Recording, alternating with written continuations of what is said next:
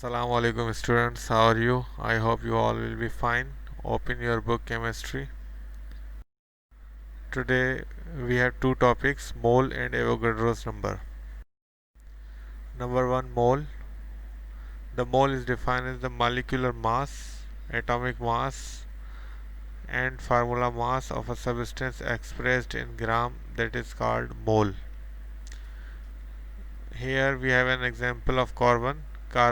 12 gram of carbon is equal to 1 mole of carbon atoms, or 24 gram of carbon is equal to 2 mole of carbon atom. The actual countable number of particles in 1 mole of a substance is 6.02 into 10 power 23. It means when we multiply these two values it will be like this, यानी 6.02 का जो point है वो अगर हम इसको move करवा के 23 टाइम्स आगे ले जाएं तो ये इतनी बड़ी वैल्यू बनती है, यानी इतने सारे नंबर ऑफ एटम्स मौजूद होते हैं एक मोल ऑफ सब्सटेंस के अंदर. Particles in which is referred as a Avogadro number, और इसी को एवोगाड्रो नंबर कहते हैं, यानी इस तादाद को. इसको यूँ भी कह सकते हैं कि it is also defined as the mass of any substance equal to its atomic mass, molecular mass और formula mass in grams. Suppose 1 mole of carbon is equal to 12 gram, यानी एक मोल में 12 ग्राम होते हैं कार्बन के. मैग्नीशियम के एक मोल में 24 ग्राम होते हैं और वाटर के एक मॉलिक्यूल में 18 ग्राम होते हैं. इसी तरह कार्बन डाइऑक्साइड के एक मोल में 44 ग्राम, CaCO3 एक मोल में 100 ग्राम और Fe2O2 एक मोल में 160 ग्राम होते हैं. उसके बाद है एवोगाड्रो नंबर. एवोगाड्रो नंबर को हम n ऐसे रिप्रेजेंट करते हैं. A mole of substance always contain the same number of particles. एक मोल किसी भी सब्सटेंस का जो है वो एक जितने नंबर ऑफ पार्टिकल्स रखता है, चाहे वो सॉलिड में हो, लिक्विड में हो या गैस में हो. वो 6.02 इंटू 10⁻23 पार्टिकल्स होते हैं. हम कह सकते हैं कि एक मोल कार्बन का जो 12 ग्राम के बराबर है उसमें भी 6.02 इंटू 10⁻23 एटम्स होते हैं, और एक मोल ऑफ मैग्नीशियम जो 24 ग्राम के बराबर है उसके अंदर भी 6.02 इंटू 10⁻23 नंबर ऑफ एटम्स होते हैं.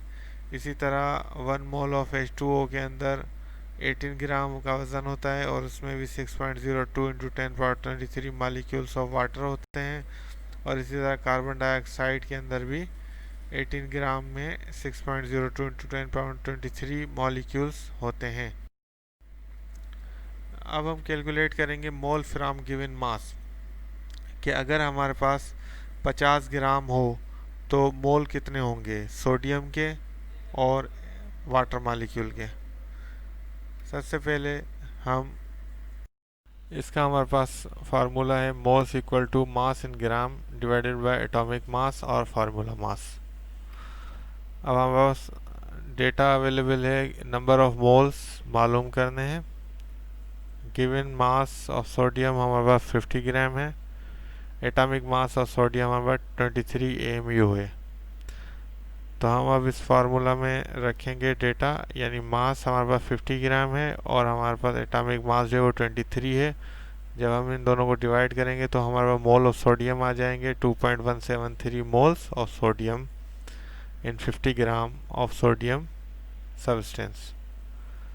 इसके बाद हम दूसरा मालूम करेंगे H2O. H2O में जो है हमारे पास सॉल्यूशन होगा moles equal to mass in gram divided by atomic mass. तो हमारे पास जो एटॉमिक मास है वो है 18 और हमारे पास जो मास इन ग्राम है वो है 50 ग्राम. तो 50 डिवाइडेड बाय 18 होगा तो इसके जो मोल आएंगे 2.777 मोल्स ऑफ H2O इन 50 ग्राम. इसी तरह अगर हमारे पास मास मालूम करना है और मोल्स गिवन है तो क्या होगा, हमारे पास मास मालूम करना है और 3 मोल्स हैं एल्युमिनियम के और कार्बन डाइऑक्साइड के. तो हमारे पास फार्मूला इसका होगा मास इन ग्राम मालूम करना है, बराबर होगा मोल्स इनटू एटॉमिक मास। तो हमारे पास इसका जो नंबर ऑफ मोल्स हैं वो 3 है, और हमारे पास एटॉमिक मास जो है वो एल्युमिनियम का 27 है, और हमें मास मालूम करना है। तो mass of aluminium equal to, यानी atomic mole into atomic mass 3 into 23 is equal to 81 gram. इसी तरह कार्बन डाइऑक्साइड का मालूम करेंगे। इसके भी जो मास है उसको मालूम करने के लिए हमें जो है वो मोल्स को मल्टीप्लाई करना पड़ेगा मॉलिक्यूलर मास से। तो हमारे पास जो मोल्स हैं वो 3 है और मॉलिक्यूलर मास 44 है। तो मास मालूम करने के लिए 3 इंटू 44 इक्वल टू 132। तो इस तरह हम इसका मास मालूम कर सकते हैं मोल्स में से। अस्सलाम वालेकुम वरहमतुल्लाहि वबरकातुहू।